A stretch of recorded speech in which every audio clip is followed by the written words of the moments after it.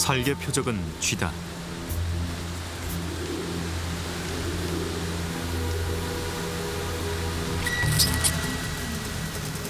침묵의 대치 끝에 살건 쏜살같이 달려가 숨통을 끊는다.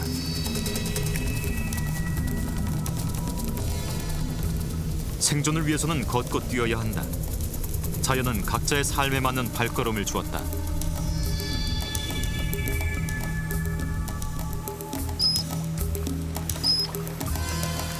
똥은 단순한 폐기물이 아니다.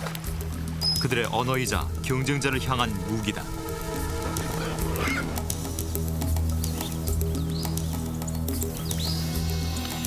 모든 생명 활동은 흔적을 남긴다.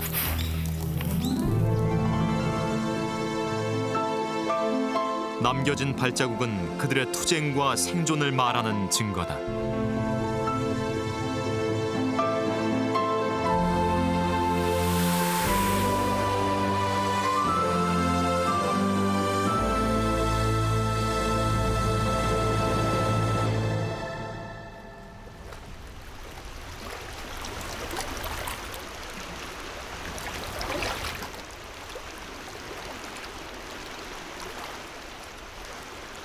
살기 물가로 나왔다.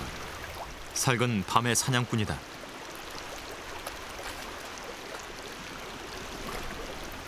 녀석은 우리나라 고양이과 동물 중에 유일하게 살아남았고 오로지 사냥을 통해 먹이를 얻는 순수 육식동물이다. 살기 노리는 것은 무엇일까? 물에서는 수달이 사냥 중이다. 물고기를 입에 문 수달.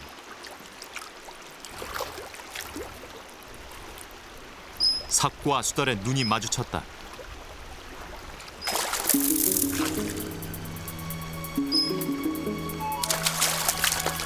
살건 수달의 물장구 치는 동작에 놀라 달아난다. 포식자로 살아가지만 밤의 사냥 전수는 팽팽한 긴장이 있다. 육지의 강자를 몰아낸 수달. 물가는 역시 수달의 무대다.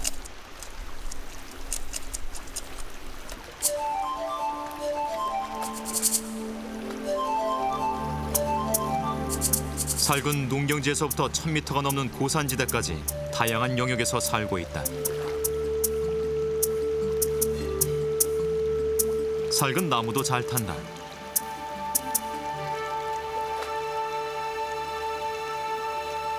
주변을 살피는 삭. 나무에 오르기 시작한다.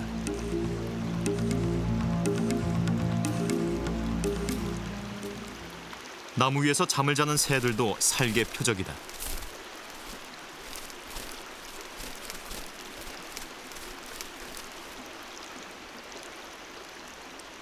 사냥이 쉽지 않은 밤이다.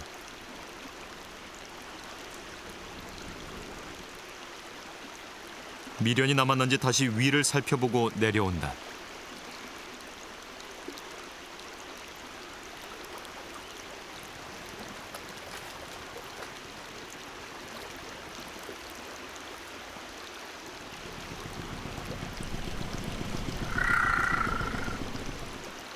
특유의 울음소리를 낸 살기 쓰러진 나무 쪽으로 향한다. 포식자지만 야생은 늘 경계의 연속이다. 주변을 점검하는 삭.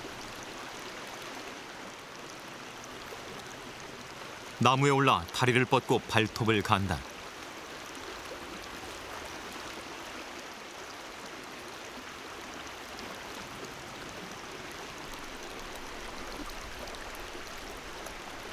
오늘 밤 사냥에는 실패했지만 이곳은 자신의 영역이다. 몸을 낮춰 배설을 하고 사라진다.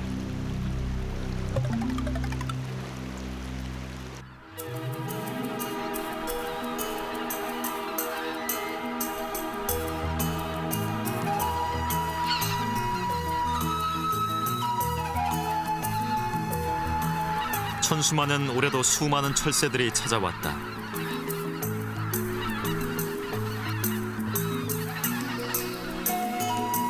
겨울 진격인 황새와 노랑부리 저새.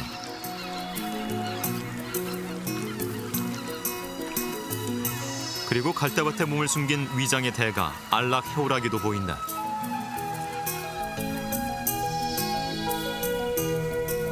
넓은 들녘 큰 고라니가 살을 찌우고 뛰놀기에도 좋은 땅이다.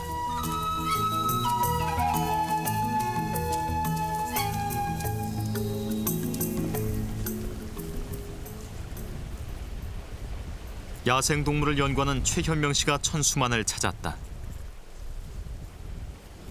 그는 먼저 농수로를 뒤진다. 살게 주용한 이동 통로 중 하나이기 때문이다. 진을 위해 또렷한 발자국. 발가락은 4개. 왼쪽에 앞발이 먼저 찍히고 그 옆에 뒷발이 찍혔다. 고양이과 동물은 걸을 때 발톱을 숨기고 다녀 발톱이 찍히지 않는다. 발톱은 사냥할 때만 드러낸다.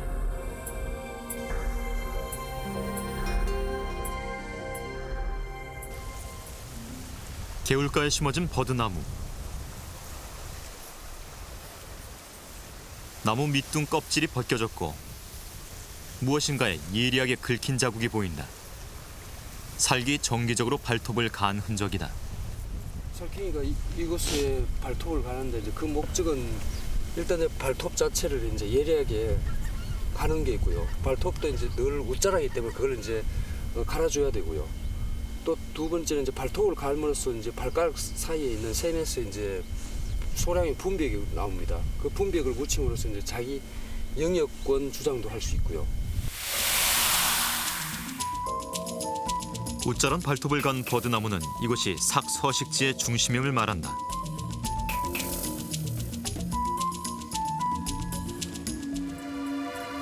버드나무 근처에서 삭 배설물이 발견됐다. 살은 바위 위나 논둑 등 눈에 잘 띄는 곳에 배설한다.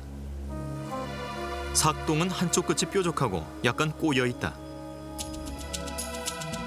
쥐를 잡아먹은 삭똥을 분해해보았다. 쥐의 다리뼈와 이빨, 털 등 소화가 안 된 것들이 나왔다.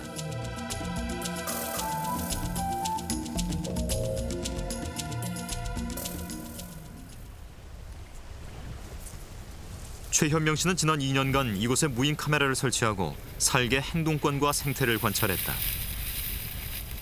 이를 통해 농수로를 중심으로 살개 이동과 사냥이 이루어지고 있음을 알아냈다.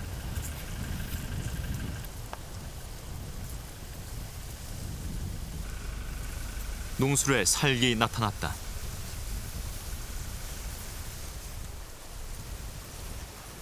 농수로가 끊긴 곳에서는 논둑의 덤불이나 고랑을 타고 움직인다.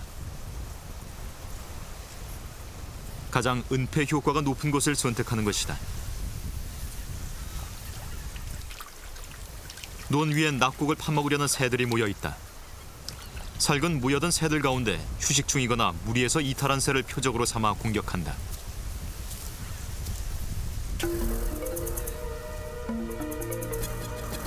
놀란 쇠기러기가 일제히 날아오른다.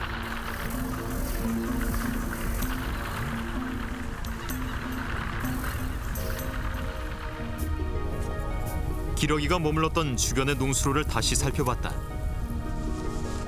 새의 솜털이 여기저기 널려 있다. 살기 논둑에서 새를 잡아 농수로로 끌고 와 잡아먹은 흔적이다. 날개 깃털만 남은 쇠기러기.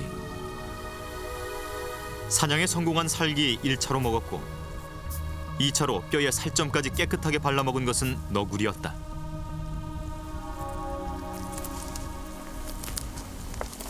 냇가는 삭과 너구리 공동의 생활 공간이다. 살은 사냥꾼으로 너구리는 청소부 역할을 하며 덤불에서 자주 만난다. 덤불 속에서 살개 배설물이 발견됐다. 다른 동물의 털과 함께 새의 뼈가 보인다.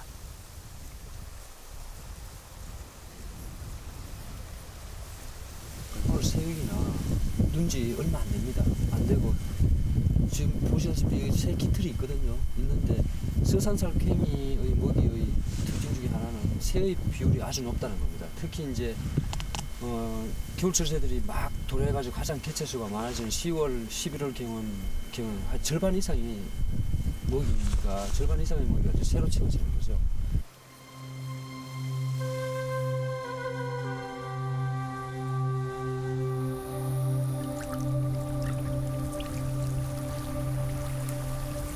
큰 고니는 안전을 위해 물 위에서 잠을 잔다. 쇠부엉이는 살개 발톱가리 나무에 앉았다.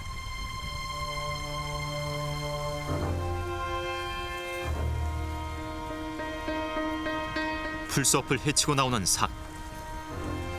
물가는 살개 또 다른 사냥터다.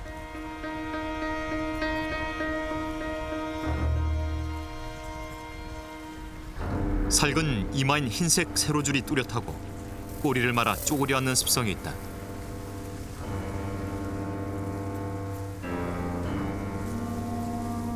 살은 고양이와 달리 물을 두려워하지 않고 헤엄도 잘 친다.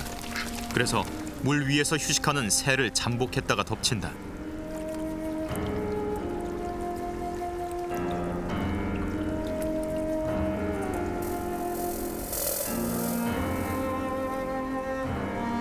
살은 풀잎 하나 건드리지 않고 네 발을 움직인다. 신중하고 조심스런 발걸음이다.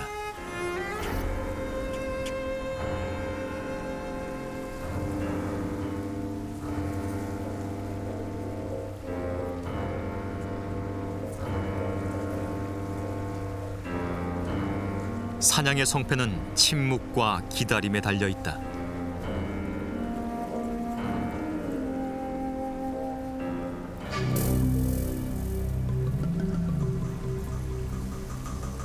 뜻밖의 살게 물고 나온 것은 물고기다. 입에 물고 걷기가 힘들 정도로 커서 걸음걸이가 고양이과 동물답지 않게 큰 대자로 벌어진다.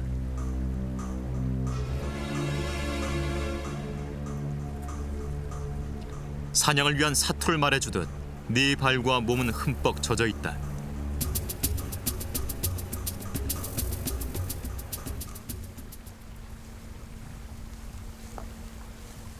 최현명에게 살은 긴장의 대상이다. 포식자만이 보여줄 수 있는 강한 눈빛을 잃기 때문이다. 살은 접근자가 있더라도 호들갑스럽게 도망가지 않는다.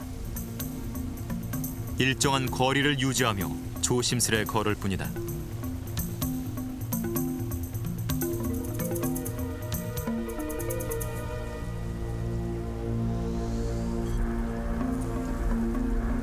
살개 발걸음에 긴장이 더해졌다. 숨어있던 쥐가 놀라 뛰쳐나온다. 살은 밖에서 기다리다가 날카로운 발톱으로 덮친다.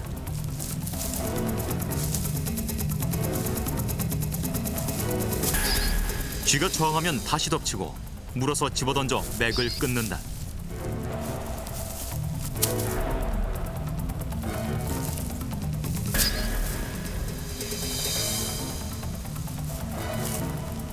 고양이과 동물은 개걸스럽게 많이 먹지 않는다. 주요 살코기만 뜯은 다음 자리를 뜬다.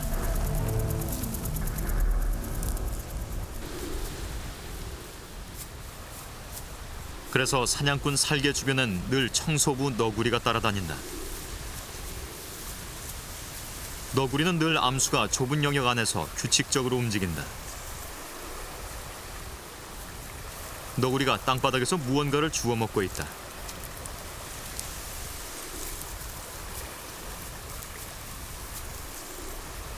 너구리는 행동이 민첩하지 못하고 사냥 능력이 떨어진다. 하지만 뛰어난 적응력과 무엇이든 먹어치우는 잡식성이 생존의 무기다.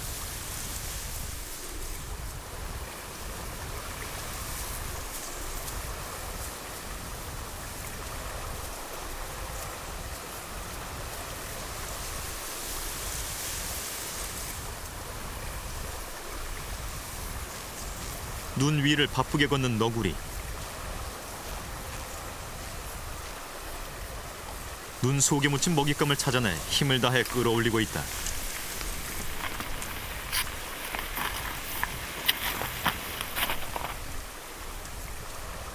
이빨과 발톱이 강하지 못하지만 냄새로 먹이를 찾는 후각은 뛰어나다.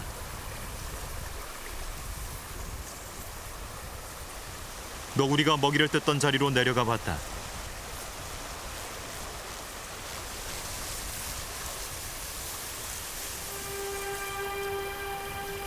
너구리의 먹이는 고라니였다. 눈 속에 파묻혀 죽은 고라니를 꺼내 밤마다 찾아와 살점을 발라먹었던 것이다. 척추에 남은 살점까지 다 발라먹고 있는 거죠. 지금 오늘도 이제 살점을 발라먹고 있는 중에 돌아간 거죠.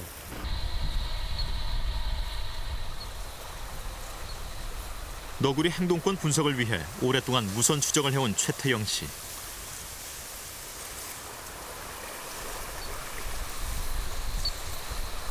갈대밭 어딘가에서 너구리 신호음이 들린다.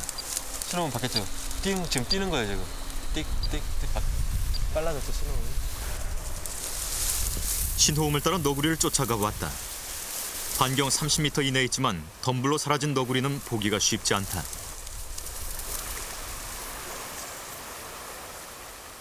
대신 너구리는 자신이 다니던 길에 흔적을 남겨 그의 존재를 잊게 해준다.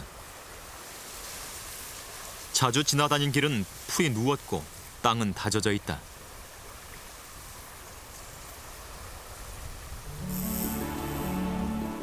너구리 발자국. 발톱이 찍혔고 앞발가락 2개가 붙어 있다. 걸음걸이는 가을 지자로 산만하게 걷는 습성이 있다. 발자국을 따라가면 또 다른 흔적을 만난다. 너구리의 똥자리. 녀석은 넓은 길 위에 무더기로 배설하는 습성이 있다. 배설물 속엔 벽시도 보이고 새의 깃털과 뼈도 보인다. 먹이 구성이 이 똥에서 아주 다양하게 보이고 색깔도 아주 다양하게 보입니다. 그만큼 먹이에 대한 적응력이 높다는 걸 말해주는 거죠. 인접 개체가 특히 번식기 때 이럴 때 그 똥과 함께 분균도 같이 배설하기 때문에 그때 당시의 몸 상태라든가 성별이라든가 아니면은 발정 여부라든가 이런 걸 다 알 수 있는 거죠. 즉 이것은 공동 어떤 너구리 공동 커뮤니케이션의 어떤 장이 된다고 볼 수 있죠.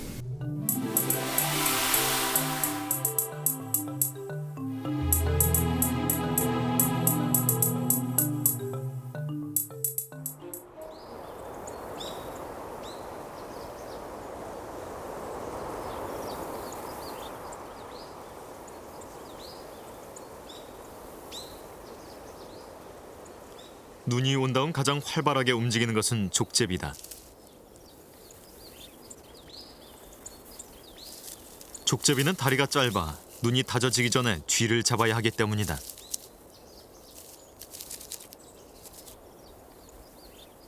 나무 뒤에서 얼굴을 내민 담비. 담비는 삭과 더불어 먹이 사슬의 최상층을 차지하는 포식자다.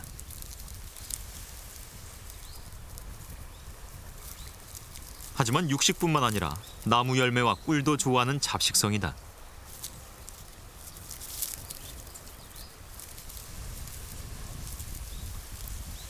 작고 둥근 귀, 윤기 있는 털의 몸통은 노랗고 머리는 검다.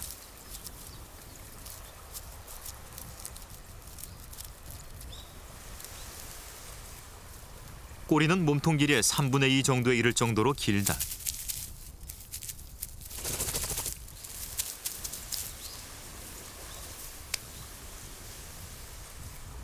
담비는 나무를 잘 탄다. 나무와 나무 사이를 점프해 이동하면서 청설모를 노리기도 한다.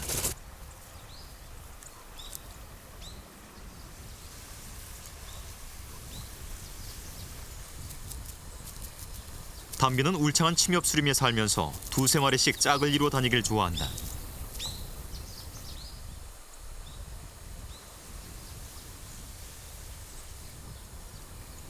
무인 카메라 앞으로 다가온 담비. 족제비과 동물 특유의 호기심과 장난기가 발동한다. 녀석들은 무리를 지어 사냥을 하면서 너구리, 오소리, 사양노루 등을 잡아먹기도 해 작은 호랑이로 불린다. 담비는 독특한 방법으로 자신의 세력권을 표시한다. 자주 이용하는 바위에 올라가 항문선에서 나오는 분비물을 묻혀 영역을 주장하는 것이다.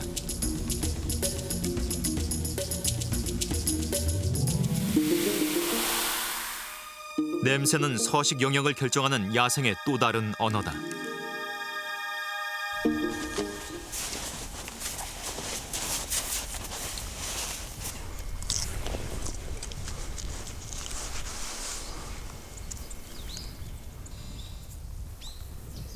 겨울바람 속에서도 생명의 흔적은 가지 끝에 매달려 있다.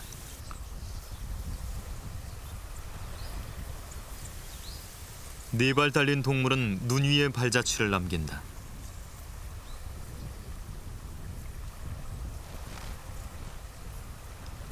눈밭에서 고라니가 이동 중이다.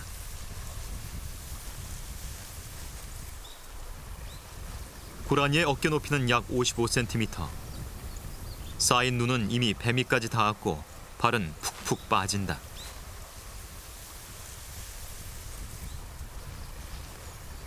기어서 올라가 보지만 더 이상의 전진이 불가능하다. 눈이 녹기를 기다려야 한다.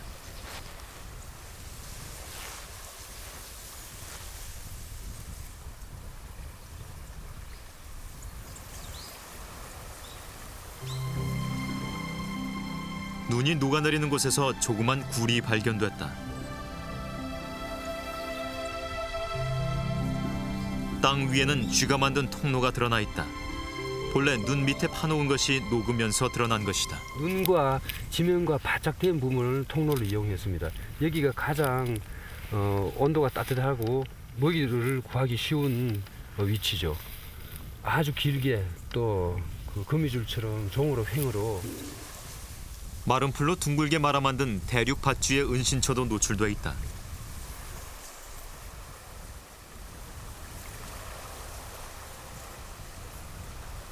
은신처 옆에 배설물은 최근까지 눈 밑에서 생활했음을 보여준다. 이 대륙밭지의 그 겨우살이 행동의 중심은 그 보금자리입니다. 보시다시피 그 마른 그 풀로 아주 따뜻하게 감싸놓은 거죠. 그리고 그 옆에 가장 이제 하루에 여러 번 이용해야 되는 분장 즉 똥무대기가 있고요. 눈 위를 걷던 대륙 밧쥐. 눈이 두텁게 쌓이자 녀석은 눈과 땅의 경계 지점에 굴을 파기 시작했다.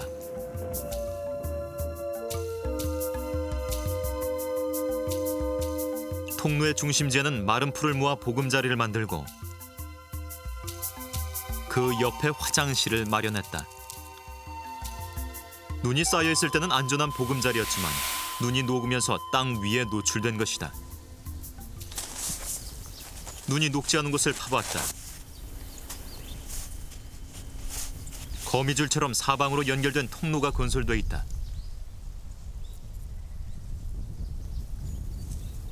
통로를 따라가자 놀란 쥐 한 마리가 고개를 내민다.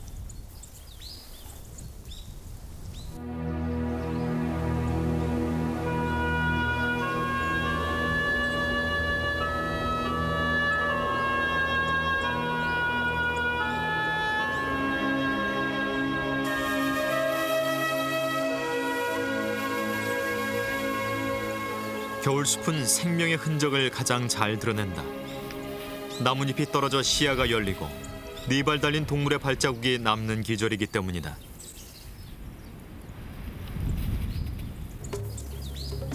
눈 위의 발굽은 노루가 지나가면서 남긴 흔적이다.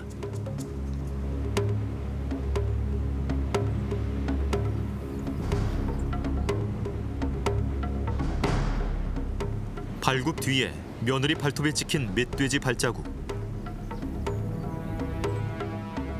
멧돼지가 자주 지나다닌 곳엔 길이 나 있다. 멧돼지의 길을 따라가 보았다. 땅을 파헤친 흔적이 나왔다. 멧돼지는 눈 아래 얼어붙은 땅을 80cm 이상 파고 들어갔다. 녀석은 주둥이가 딱딱해서 불도저처럼 언 땅을 뒤질 수 있다. 예, 나무 뿌리 부분이죠. 뿌리 부분인데 나무의 썩은 부분을 집중적으로 판 것은 굼벵이, 지렁이 등을 잡아먹기 위한 행동으로 보인다. 그 한물이 가족 전체가 와가지고 판 것 같네요. 이것뿐만 아니고 전체가 다 초토화되어 있는 거 보면 알 수 있는 거죠. 멧돼지는 계절별 먹이를 찾아 넓은 지역을 이동한다.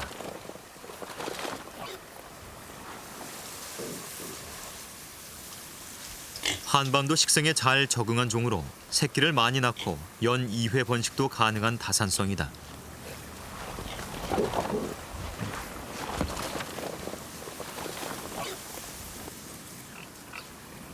녀석은 주로 땅을 파서 식물성 먹이를 구하는데 상체가 크고 하체가 짧은 체형이어서 땅을 파기에 유리하다.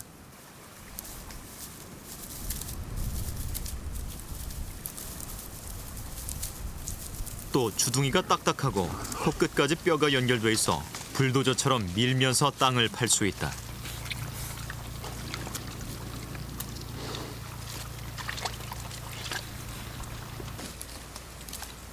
멧돼지는 몸에 땀샘이 없어 항상 몸이 뜨겁다.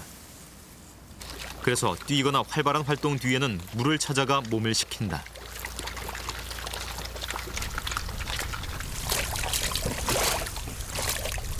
흙탕물이 고인 곳을 찾으면 누워서 털을 비비며 진흙 목욕을 즐긴다.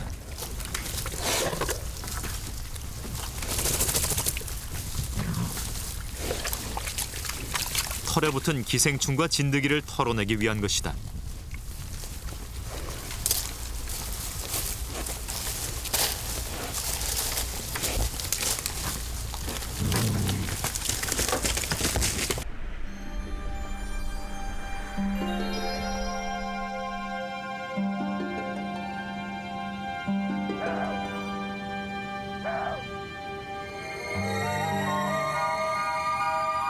노루가 모습을 드러냈다.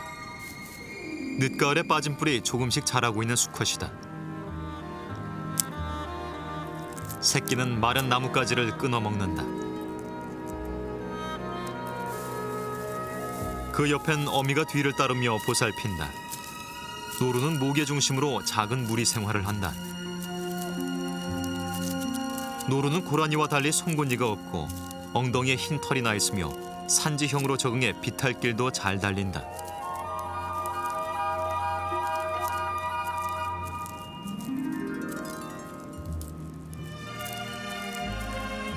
새끼는 먹이에 미련이 남지만 언덕을 넘는 어미를 따른다.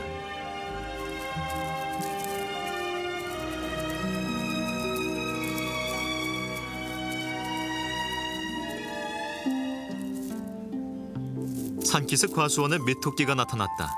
녀석은 뜀박질의 명수다. 경계를 할 때는 앞발을 들고 귀를 쫑긋 세워 안테나처럼 움직인다.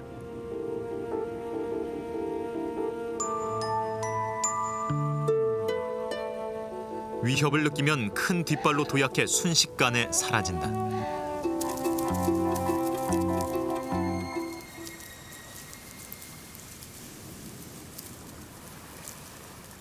먹이를 찾아 인가 근처까지 오는 고라니.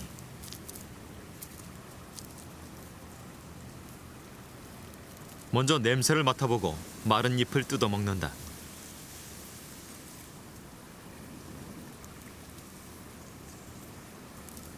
고라니의 활동 무대는 논과 밭을 가리지 않고 광범위하다.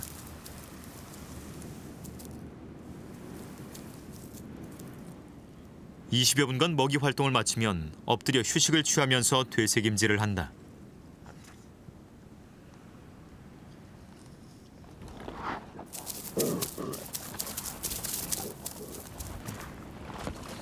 멧돼지 6마리가 산기슭을 돌아다니며 먹이를 찾고 있다.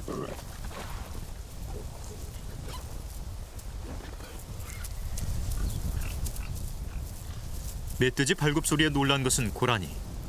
뒷다리를 내지르며 튀어오르는 걸음걸이로 은신처를 찾아간다.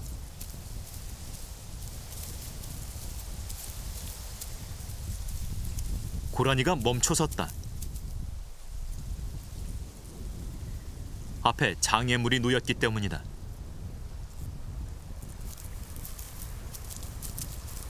이리저리 살핀 고라니가 뒤돌아온다.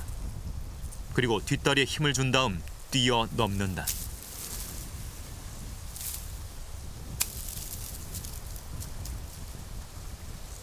고라니는 2m 이상의 높이도 뛰어넘는다.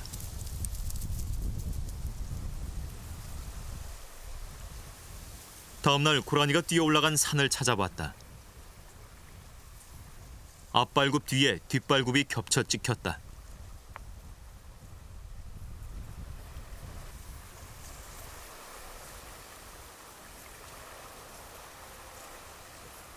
고라니 똥은 검고 1cm 정도의 크기의 타원형이다. 야생 동물에겐 그들만의 언어가 있다. 고라니는 송곳니로 나무를 긁어 자기 영역을 주장한다. 이 줄기를 긁어놓은 거거든요. 송곳니로 긁으면서 이렇게 보풀하기가 하고 있죠. 그래서 연필보다 가는 거는 연필곡기, 이제 가느다란 나무 줄기에다가 이렇게 송곳니로 긁어서 보풀하기를 만들어 놓거든요. 고라니는 고개를 들어 송곳니로 긁기 때문에 높은 위치에 흔적을 남기고, 노루는 고개를 숙여 뿔질을 하기 때문에 낮은 위치에 흔적을 남긴다.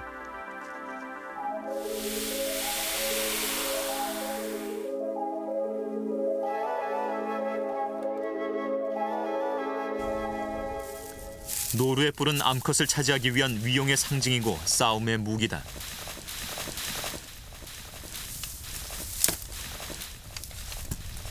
노루의 뿔질이 필사적이다. 자신의 영역에 다른 수컷이 들어와 나무에 흔적을 남겨 자극을 받은 것일까? 뿔이 자라면서 가려움이 심해졌기 때문일까? 나무 흔적은 영역 확보와 의사소통의 도구다.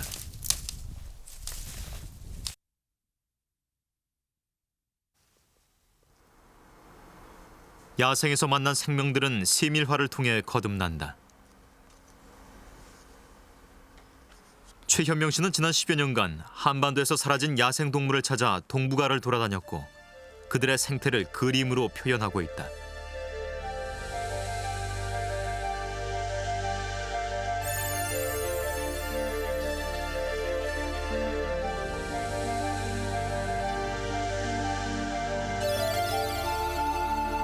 호랑이, 표범, 늑대, 여우 등은 이미 사라졌지만 흔적과 자취는 그림 속에 남아있다.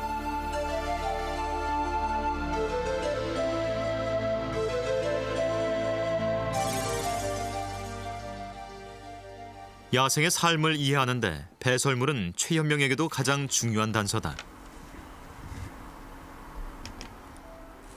배설물 하나하나에는 그들의 먹이, 지나간 시간, 건강 상태 등 다양한 정보가 응축돼 있기 때문이다. 물동타입 하게 하려고. 곰똥 완전 사람똥이더라고요. 예, 사람. 이건 이제 개과 동물인데 발바닥 하나도 쉽게 보아 넘기지 않는다. 앞발 비교죠 이제. 앞발이 무게 중심이 앞에 있으니까 주로 발발이 벌어지고 뒤쪽에는 이제 차는 역할을 하니까 모아지고. 이거 같은 경우 이제 오줌 자국은 암수를 비교하는 중요한 단서가 된다. 오줌 자국 비교죠. 뭐 아시다시피 수컷은 다리 한쪽 다리 들고 하니까 발자국이 하나 안 보이고 암컷은 앉아서 노니까 뒤쪽이 뒤집고. 동물을 보기는 굉장히 힘듭니다. 힘드는데 보이지 않는다 해서 그 속에 구성 요소가 없는 건 아니거든요.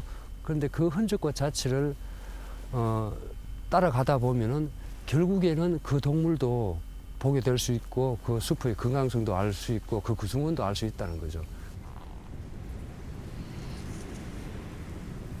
러시아 국경과 인접한 중국의 헤이룽 장성. 이곳은 한반도에서 사라진 야생동물이 어렵게 명맥을 이어가는 곳이다.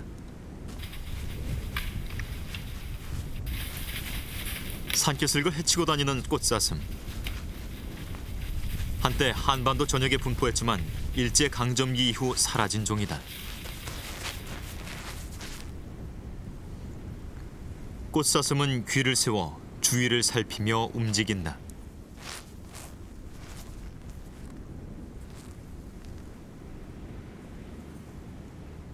사슴같이 큰 동물까지 잡아먹는 포식자 늑대.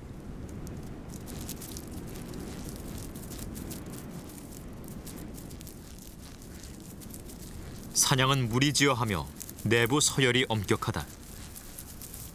후각이 발달해 냄새로 먹이를 쫓고 경쟁자의 오줌과 분비물을 통해 정보를 얻는다.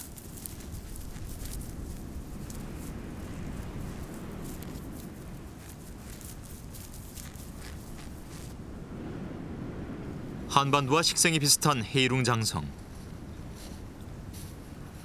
제중국 동포인 박인주 교수는 중국에서 지난 40여 년간 포유동물을 연구했고 국제급 교수의 지위를 얻었다.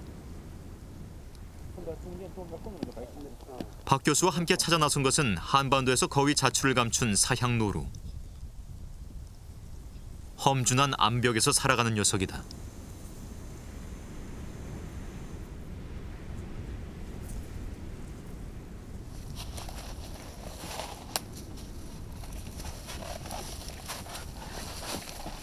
협곡을 타고 오르자 바위 아래 양지 바른 곳에서 사냥의 쉼터가 발견됐다.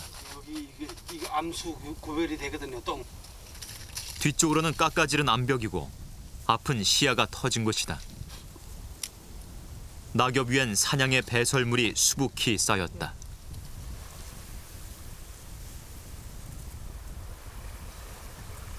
그 변소라 할까 이 똥무더기가 있거든요. 이렇게 바위치가 있고 안전하고 앞 시야가 이렇게 넓은데 여기서 똥무더기가 막 여기 봐요. 이렇게 두께 이게 전부 다 똥이거든요. 이게 그러니까 몇 년 심지어는 뭐 수십 년 동안 이용할 수 있고요.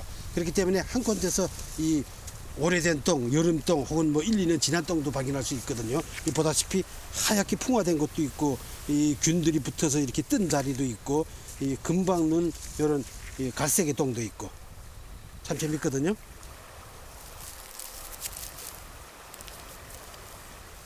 사냥은 천적을 피해 가파른 암벽을 서식지로 선택해 살아간다. 암수 모두 머리에 뿔이 있고 먹이가 적은 겨울에는 나무 껍질 등을 끊어 먹는다.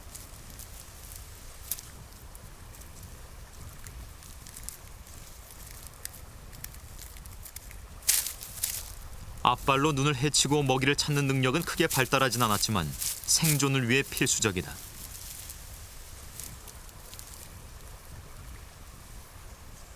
사냥이 경사가 급한 암벽에서도 미끄러지지 않는 것은 발굽 때문이다. 발굽은 옆으로 넓게 벌어져 지지 역할을 하고 발바닥은 탄력이 좋아 바위에 밀착된다.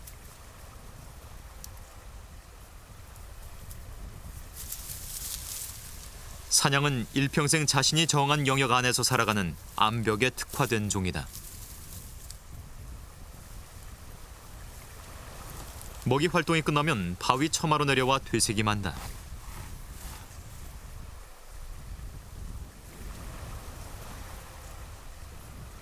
절벽 아래 쓰러진 구멍 위를 건너간 발자국이 발견됐다. 나무를 타고 건너간 동물은 누구일까? 발굽을 가진 동물 중에 나무를 건너갈 수 있는 동물은 거의 없다. 이 사양노루는 이런 나무, 요것도 더 경사진 것도 갈 수 있어요. 그리고 요 발자국을 볼 때 요 작은 발굽과 그 앞에 큰 발굽의 거리, 그리고 벌러진 정도를 볼 때 역시 사양노루가 틀림없어요. 발굽 뒤에 잘 발달한 며느리 발톱. 사형노루가 고목을 건너고 나뭇가지를 붙잡을 수 있는 비결이다.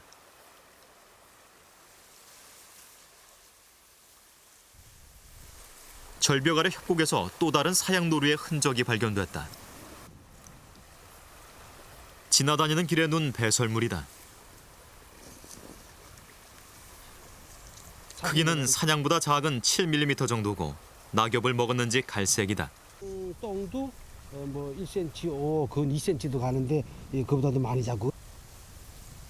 사향노루의 배설물 바로 옆에서는 담비의 흔적이 발견됐다. 여기 오줌 자리에서 요 뼈 부스러기 여기 그리고 이쪽에 요 털들이 이렇게 여기 다 쌓여 있고요.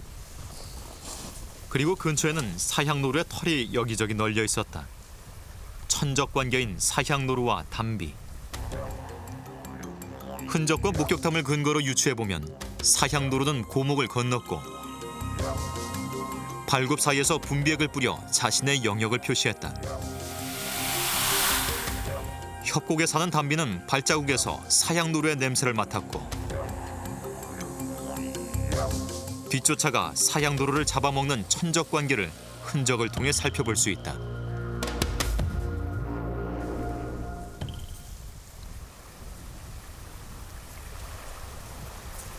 사향노루가 좋아하는 먹이는 나무에 기생하는 겨우사리와 지의류다.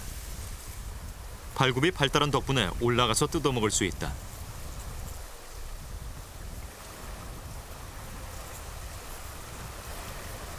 오랜 산의 끝에 어렵게 사향노루를 발견했다. 바위 밑에 몸을 숨긴 채 모습을 드러낸 사향노루. 고라니보다 몸의 크기가 작고 목 아래로 하얀 세로줄이 뻗어 있다. 사향노루는 국제적으로 절종 위기에 있다. 수컷의 배꼽 아래에 있는 사향을 노리고 마구잡이로 사냥했기 때문이다.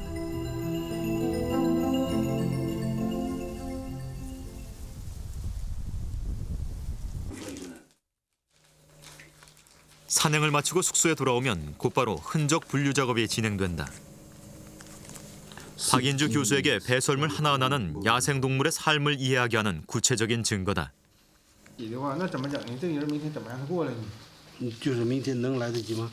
야생동물을 보는 것은 순간이지만 흔적은 시간의 지역을 넘어 동물과의 대화를 가능하게 하기 때문이다. 요거는 조금 큰 동물의 털이구만. 산행 중에 찾은 검독수리의 펠릿을 분해해보았다. 펠릿은 육식성 새들이 먹이를 완전히 소화하지 못하고 입으로 토해낸 것이다. 제일 검은색의 길고 검은색의 광택에 있는 털은 청설모의 것이다. 청설모 털이거든요. 노란색이 나는 것이 이 쪽제비 털이거든요. 쪽제비 이거 가이드 털로 긴 것, 그다음에 그 속에는 솜털. 분해 결과 검독수리는 족제비와 청설모 그리고 쥐를 잡아먹은 것이 확인됐다.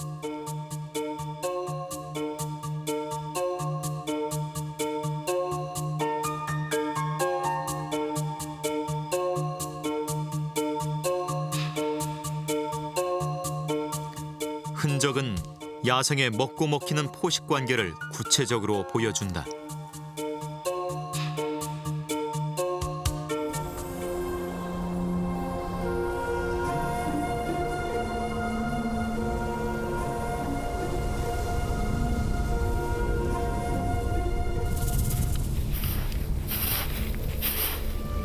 눈 위를 누군가 꼬리를 끌고 지나갔다.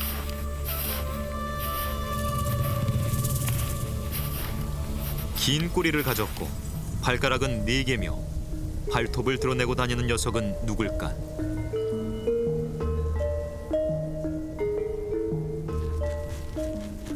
여우가 나타났다.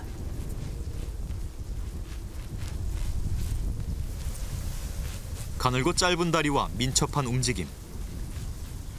여우는 쥐, 개구리, 물고기, 메토끼 등 다양한 먹이를 사냥한다.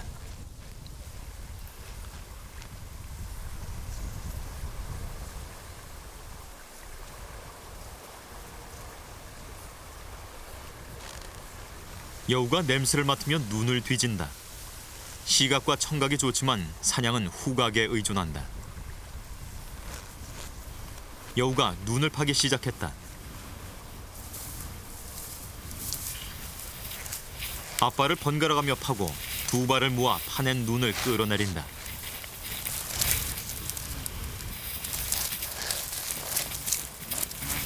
번식을 위해 굴을 만들고 쥐를 잡기 위해 땅을 팠던 능숙한 솜씨가 눈 위에서도 발휘된다. 눈 밑에 무언가 먹잇감이 움직였지만 땅이 얼어 사냥은 쉽지 않은 모양이다. 인가 주변에서 자주 관찰되던 여우. 하지만 지금은 중국에서도 거의 자취를 감춰가고 있다.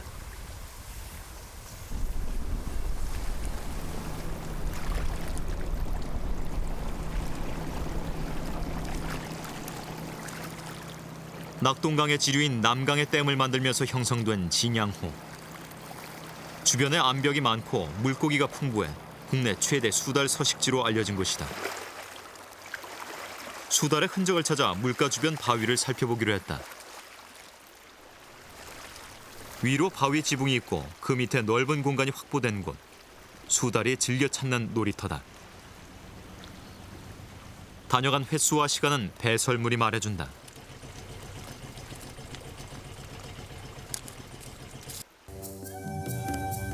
배설물은 물고기 뼈가 대부분이고 물풀도 보인다.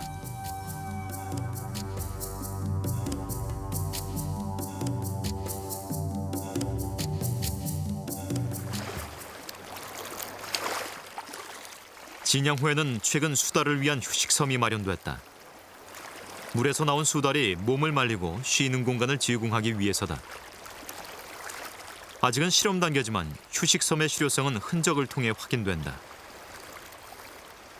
지난밤 수달은 이곳에서 진흙 목욕을 했고 발자국을 남겼다. 여기서 올라와가지고 여기 한 바퀴 빙 돌다가 지금 여기 흙을 파난 자국이 있습니다. 여기는 자기가 털을 곪고 물기를 빼기 위해서 지금 여기 와서 몸을 비비고 한 자국입니다.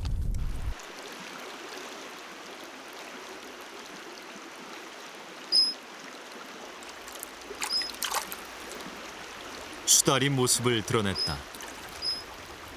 물속에서의 동작은 빠르지만 다리가 짧고 꼬리가 길어 땅에서는 움직임이 둔하다.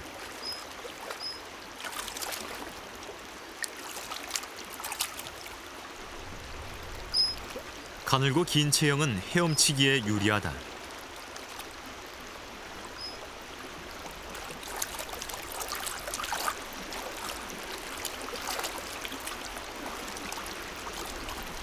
수달은 입 주변의 예민한 털로 물의 파장을 감지해 물고기를 사냥한다.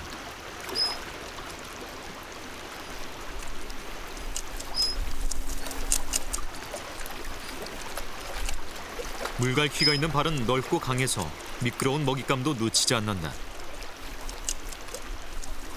수중 생태계의 정점에 있는 포식자 수달. 하지만 수달은 육지 생활을 하다 먹이 사냥을 위해 물로 들어간 진화 과정의 동물이어서 물에서 완전히 자유롭지 못하다. 틈틈이 물 밖으로 나와 허파로 숨을 쉬어야 하고 차가워진 체온을 높여야만 생존할 수 있다.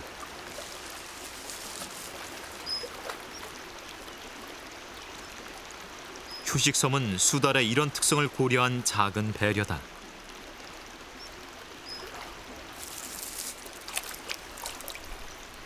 배설 또한 물이 아닌 육상에서 이루어진다. 수달의 배설 습성을 집중적으로 살펴보기로 했다. 먼저 땅의 냄새를 맡고 똥자리를 정한 다음 배설한다.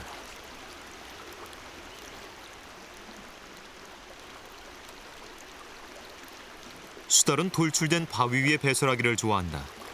평평한 곳에서는 일부러 돌을 끌어올린 다음 그 위에 배설하는 모습이 여러 번 관찰됐다.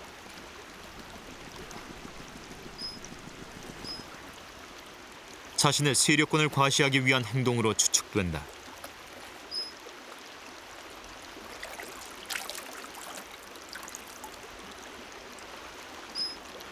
수달이 진흙이 쌓인 섬에 올라왔다.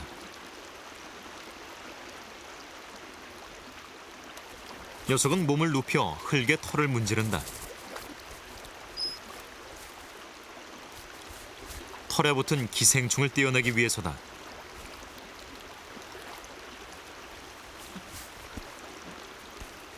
수달의 털은 보온과 방수 능력이 뛰어나다. 수중 생활을 위해서는 청결하고 섬세한 털 관리가 뒤따라야 한다.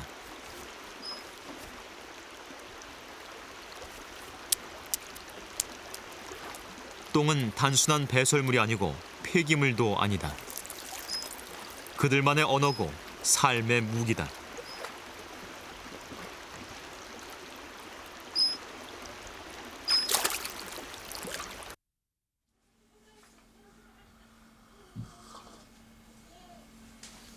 포유동물에 대한 연구가 부족한 현실에서 최태영 씨는 우선 과제로 흔적에 관심을 두고 자료를 정리해왔다.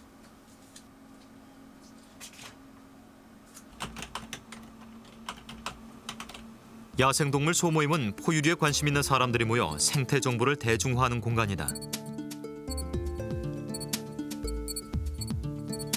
어떤 회원이 시화호에서 처음 발견해 찍은 살개 발자국. 다양한 댓글 속에 살근 사이버 위를 걸어다닌다.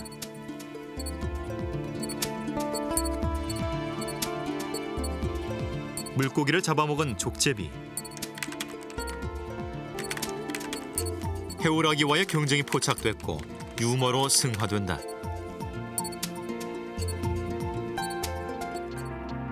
야소모는 지난 7년간 정기적인 현장 답사를 통해 야생동물에 대한 이해와 공감을 추구해왔다. 그리고 그 밑바탕이 된 것은 흔적 조사였다.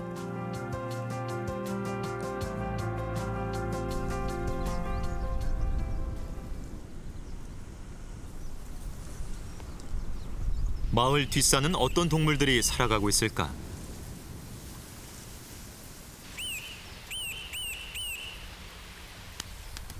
동고비가 진흙을 물어와 집 짓기에 바쁘다. 딱따구리가 뚫어놓은 구멍을 재활용하는 것이다. 청딱따구리는 나무를 두드려 짝을 찾는 중이다.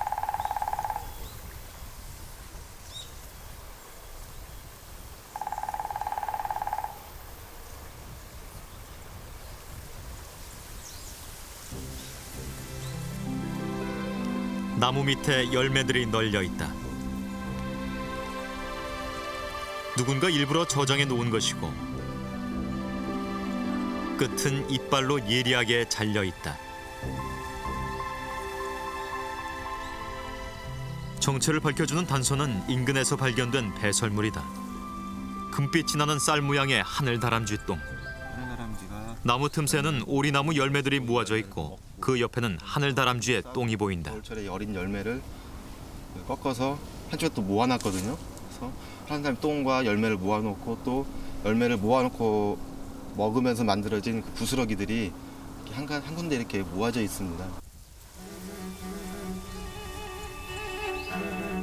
하늘다람쥐는 그동안 먹이 저장 습성이 없는 것으로 알려져 왔다. 하지만 나무 밑둥에서 발견한 열매들과 똥은 겨울철에 저장 습성이 있다는 새로운 사실로 하늘다람쥐를 이해하게 해준다.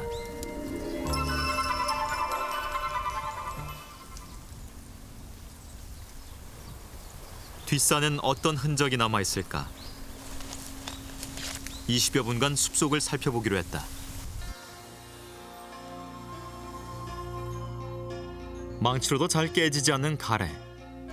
어치와 청설모는 자신의 몸을 도구 삼아 씨앗을 빼먹었다. 쪽을 깨서 저번에 쪼개졌거든요. 이게 쪼개지면 찾은 흔적을 한 곳에 모아봤다. 나처럼 예리하게 가지를 자른 것은 메토끼의 암니다.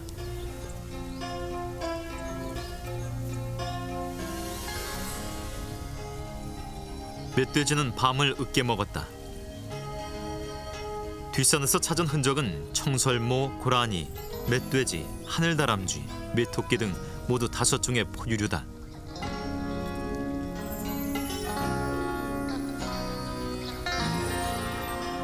눈에 잘 띄진 않지만 흔적은 그들의 존재가 가까이에서 숨쉬고 있음을 입증한다.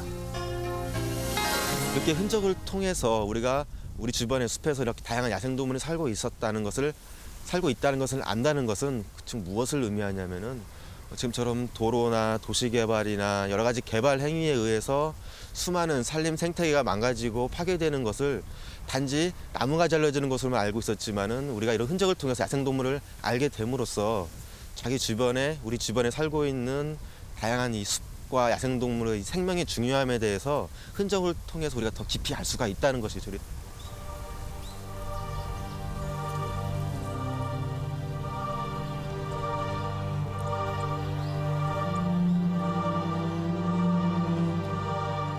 겨울숲엔 생명의 흔적만 있는 것이 아니라 죽음을 부르는 흔적도 널려 있다.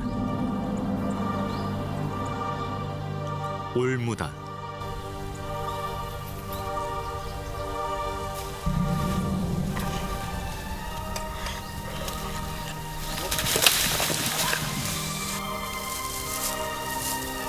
멧돼지의 강한 완력도 올무에서 벗어나지 못한다.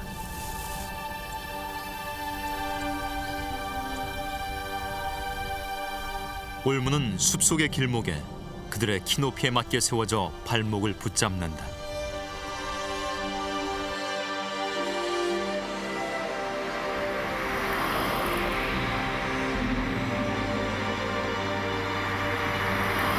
청설모가 길 위에 누워있다.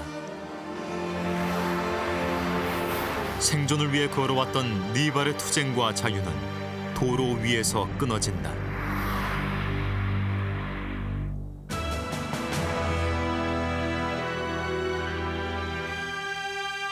사냥꾼으로 살아가는 자는 발톱을 키웠고 도망자는 낮게 엎드려 빨리 숨는다.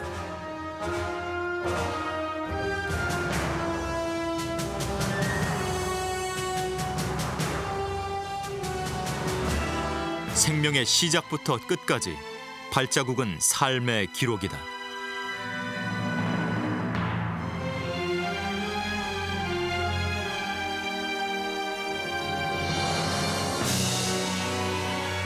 자연의 생명은 저마다에게 적합한 발걸음을 주었고 생존을 향해 쉼없이 뛰게 했다.